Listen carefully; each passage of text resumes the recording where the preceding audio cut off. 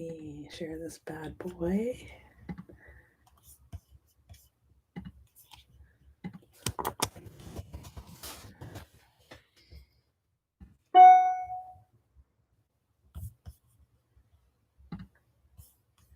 All right. Hello. Good morning. I haven't been on live in a while. I haven't been recording a lot of readings. I've been actively trying to sort through, let me get my robe closed properly. I've been actively trying to sort through a lot of mental chaos that I just attribute to the 12/12 portal and the total solar eclipse and the new moon in Sag and like just everything that we've been going through as a collective in the last weeks, months, years. I went to this cute new shop yesterday and bought this sage bundle it's like a rainbow chakra sage bundle. Kind of loving it. Just going to clear the energy field a little bit in here. Get myself prepared to start channeling. I know there's a lot going on in my head, but I can't truly identify it yet.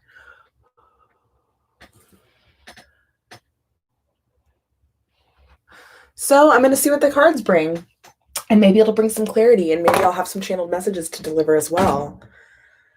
Let's just go ahead and start with the little Love and Magic card. I like these. They have cute, succinct messages on them. The artwork is beautiful as well.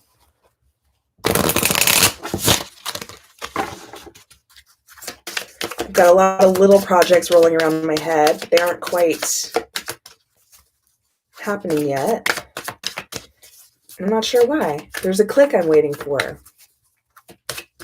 Maybe it's the holiday break that I'll feel the click.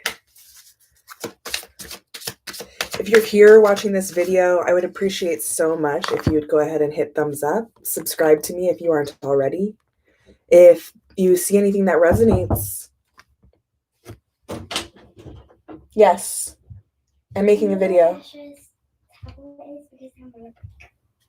I don't know where his tablet is now. I can't look at there. Yeah, don't look at there. Your Hanukkah presents are back there. Okay, go find something to do. I'm making a reading. Love you. So 2 cards came out. Expectation means a desire and a belief are in the same place. If a desire hasn't come, notice less of what is and put that in the past. Imagine, believe, and expect. And release worry. Know that everything is going to be all right. And that's really funny because I knew I was going to come in here and bring some of my energy with me. And it's funny because I do have expectations, but I don't have the desire. But I have expectations of what I know is coming as far as abundance. And I'm in the active process of releasing worry. So I love that. That's very affirming. So yeah, we're going to move on from this deck. Those cute little affirmations that came out. I love it. All right. Let's go to the Divine Feather Messenger. I love this deck.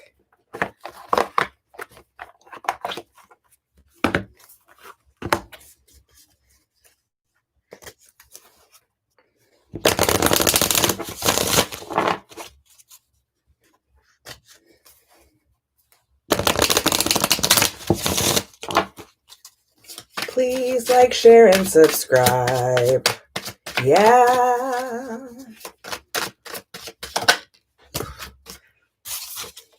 Cardinal. It's following me around right now. Stand tall and proud. See the leadership role unfolding ahead of you. Isn't that beautiful? Take a sip of this coffee.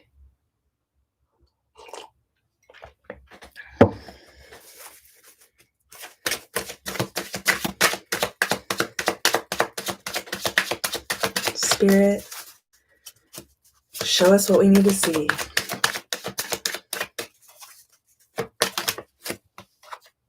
Pheasant, the time is ripe for creation and connection. focus your attention in these areas, creation and connection. Because everything is going to be all right. And there's a leadership role unfolding. This is a lot about imagining and allowing. Starling, now is the time to get out into the world and connect in authentic ways. So I'm going to put these cards away. Oh, honor your own time of harvest. Offer your gifts and blessing as a service to the greater good, Turkey. So what I'm feeling so far as the vibe for this, let me get some.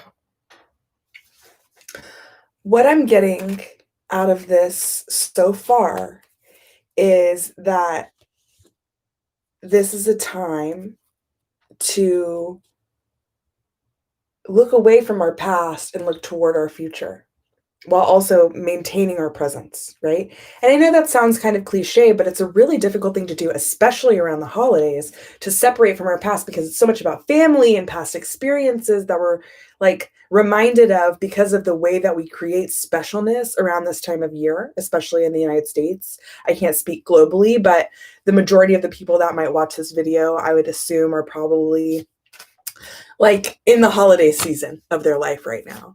And in a year like this, 2020, and after a time of like the past is falling away, right? We're in this age of Aquarius. We're leaning into creativity as a collective. And so, ooh, white turkey. So you got turkey and then white turkey. The power to heal the earth is within you. That's our call, right? So the reason we're being called to release these things from the past and these situations and the guilt that we carry or the hurt feelings or whatever is because as we grow from those experiences into our future, we carry that growth with us and we can offer that wisdom to others. And so we're being called to do that right now. It's a little uncomfortable because it requires allowing ourselves to actually make peace with our past. And I don't know about you, but for me personally, the stuff that I haven't made peace with, there's some internal reason that I hold on to it. Whether it's because I'm hoping that it comes back around, or whether I like can't figure out how to fully go through with forgiveness and not be re-triggered by events of the past. This is a really challenging call for me, especially, so maybe also for you, to actually make the concentrated effort to release these things so that our wisdom that we carry forward is available to the people who need it. Okay.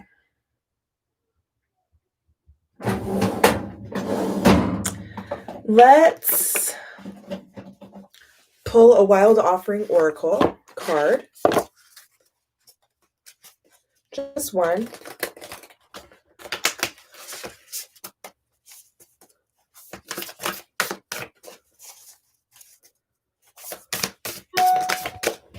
One. Relationship.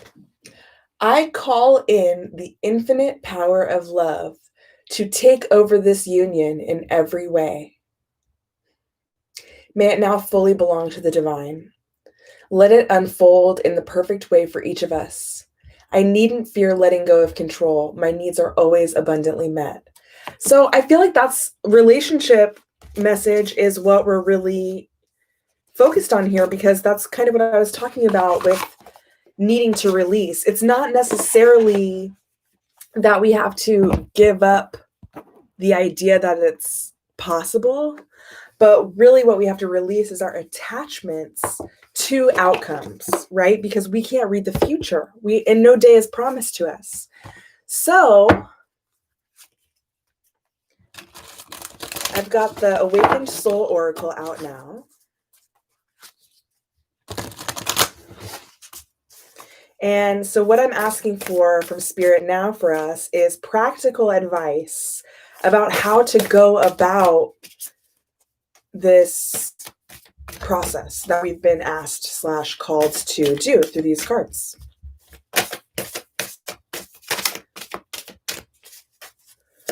So what is the Gaia? This grounding energy, this everything is connected energy, right? And like I'm feeling this urge to remind people that time is not linear the way that we treat it in our capitalist society, right? It's something that enshrouds us and that lives within us, the passing of time. And because of that, it's hard to get grounded when we see everything as linear because we feel like we have to be in a certain spot on that line. But accepting our spot, no matter where on the line it is part of that grounding energy. In fact, I'm going to read the book meaning of this card. There was one stuck to it. Shadow. Maybe we're calling to do some shadow work here. Okay. Keywords: nurture, sacred custodian. See, that's the sacred custodian. That's that carrying that wisdom forward to give to others, to raise the vibrational frequency of the earth. Connection, healing, self-care, motherhood. We are all born on the same planet, and on this living being, we all pass. Gaia has been before we were birthed into this world, and she will be long after we're gone. She is the living memory of all the souls, civilizations, wars, languages, rituals, children, life, and death on this planet. Awakened souls have a deep connection to Gaia. We know that the way that we treat our environment and the planet reflects how we feel about ourselves. We know that it is our duty to take care of her and the living beings that share this planet with us. We are her sacred custodians, and we know that it is all connected.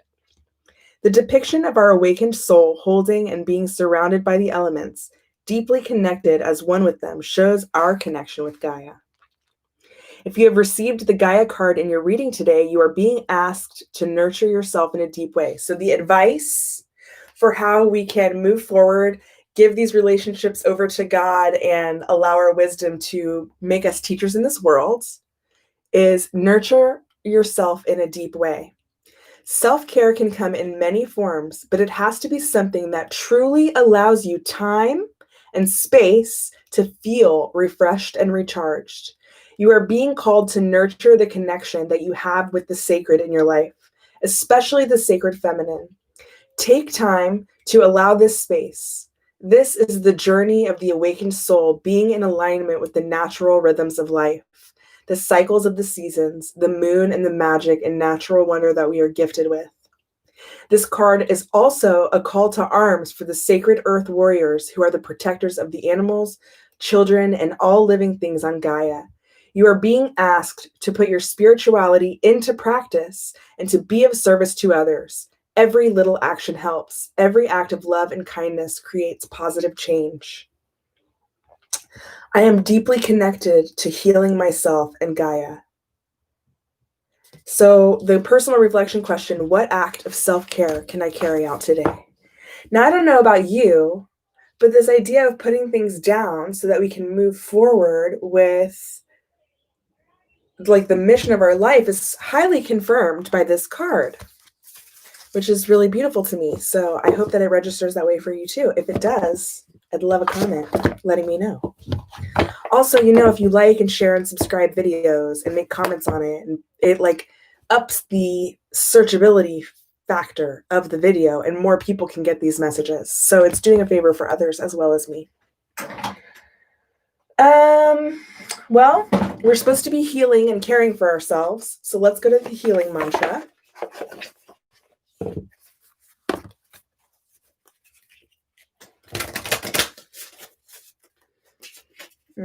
Asking that Spirit will show us some healing message to help us forward in this task of self-care and being a leader in this arena.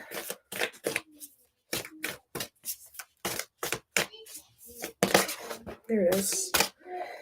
Demystifying the darkness. My shadow shows me where my love needs to be sent. Wow. Remember that shadow card had been stuck to the book and I mentioned it? My shadow shows me where my love needs to be sent. So, something I might do today with this reading in mind is write down some of the things that I don't necessarily admire about myself and try to have oh yeah, I'm getting a tuning fork in my ear. So that's a confirmation. Yes. Am I allowed to wear this? Sure, you can wear that. Or I can use it as a pendant. As like a pendulum? Yeah. Sure. But just don't lose it. It's my necklace. Okay? Can I finish my reading? Sure. She gave it to me. Bye. Love you. So, my shadow shows me where my love needs to be sent. So, one thing I might do, I think this is what I was saying, is look at some of those things, look in that mirror, and like kind of identify some of the things, my shadow side. Here, I'll give an example. One thing that I don't necessarily like about myself that comes from my shadow that I project onto others is I get a little paranoid about people's intentions around me because I've been hurt by a lot of people in the recent past. Like 2020 has showed its ass, hadn't it?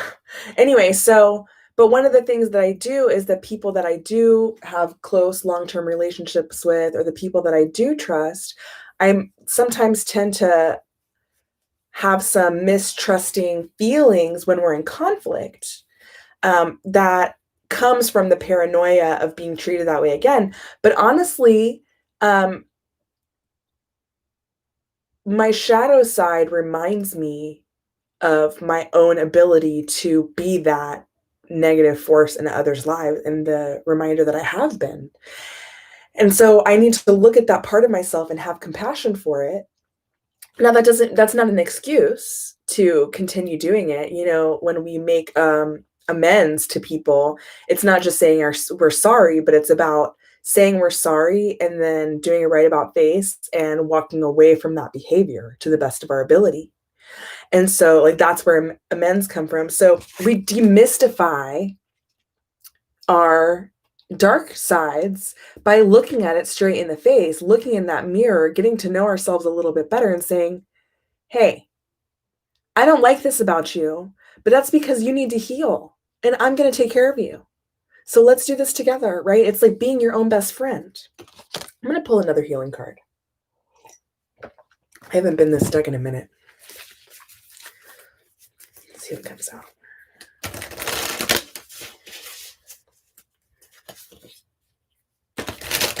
Mystifying the darkness. Oh, that's too many.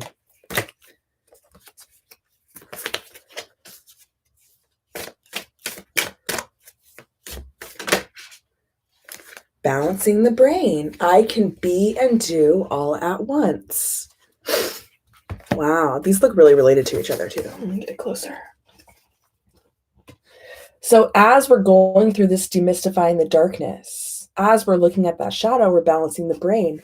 We can both be who we are and do the shadow work and also be that shadow and experience the ways that it presents itself in our life, because that's really, our shadow really tries to shine a light on other things, right? That's why it's in the darkness, because it's doing the light shining, right? So it's not that it's a bad part of us. It's that our shadow comes out to point a spotlight where we need to look.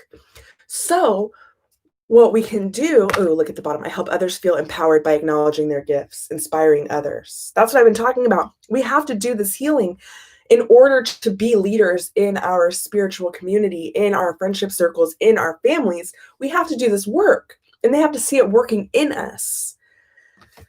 Whew. Wow. Okay. I don't feel done. There's a lot of decks out. F it. Let's see if we can get a little past, present, future. Use this Arabian Nights deck. I've never knocked on them before, but I see people do it all the time.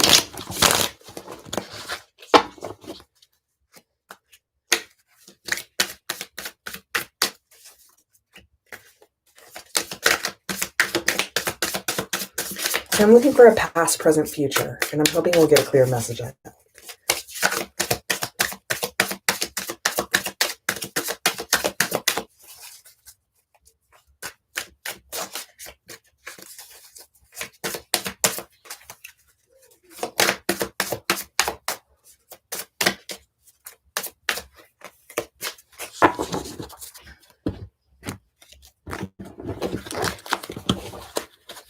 This one, the Ace of Swords.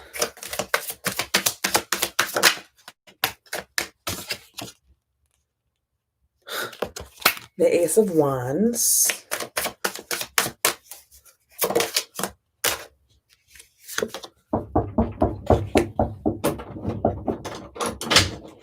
What's up, baby? Can I come in? Not right now. I'm almost done with my video and I'll come out.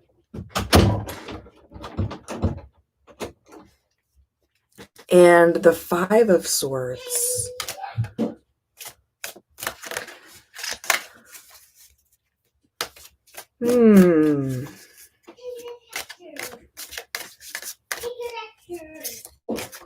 Wow. Okay. So, Three of Pentacles at the bottom. All right. So, in this Ace of Swords card, I know the lighting's not great. Sorry about that. There's a pair of people up in the clouds floating. Now, I don't know these Arabian Nights stories. I wish I did. I'm sure it would bring a lot more depth of meaning to my readings, but here we are for now. And there's these two people that are floating through. And that could either be you in a relationship, or it could be your relationship with yourself, because one of them is dressed in black, one of them dressed in light color. And they're flying together, right? It's a really intimate connection. But the thing I notice is that they're in the clouds. They're not grounded. That's that past energy. They're up high.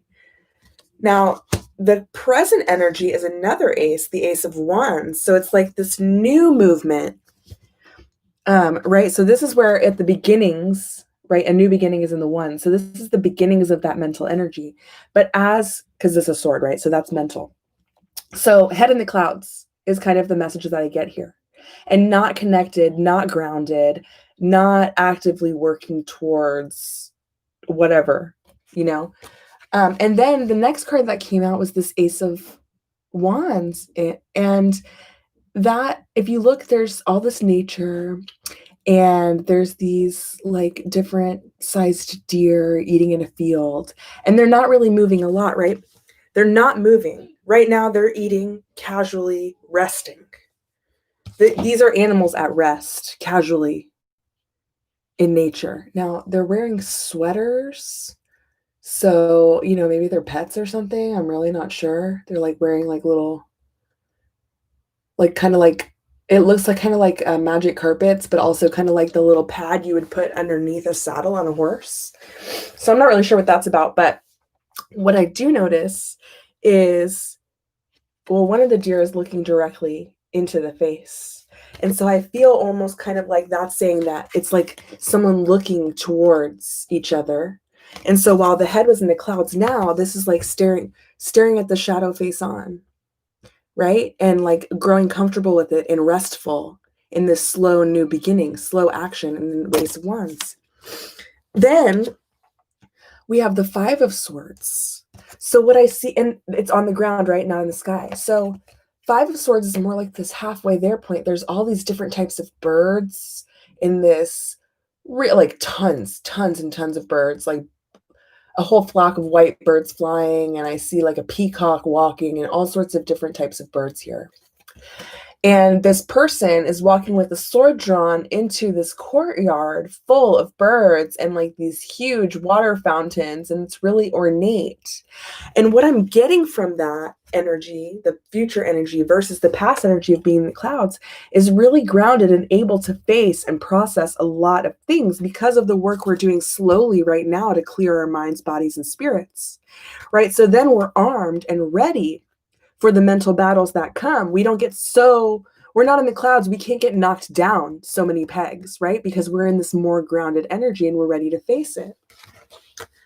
And then what I see, and that's like, we haven't seen since the Ace of Wands, the two figures, but at the bottom of the deck is the Three of Pentacles, which is two figures walking together through this like courtyard, just admiring the beautiful like palace court that they're walking through. And so what I see from that energy is like, this is like that unrealistic head in the clouds energy we have with our shadow in the past when we don't recognize it for what it is. And then we go on this journey to become friends and compassionate with our shadows. And then we can walk casually together on the ground as friends, making decisions and admiring the world together, right? We can see our shadow as that spotlight that's telling us what things we need to look at, what things we need to work on, what things we need to have some compassion for ourselves about. So anyway, that's what I have. I hope that this reaches anybody in the world. Hello, anyone? And if it means anything to you, it would mean a lot to me for you to help get the word out. All right, be blessed.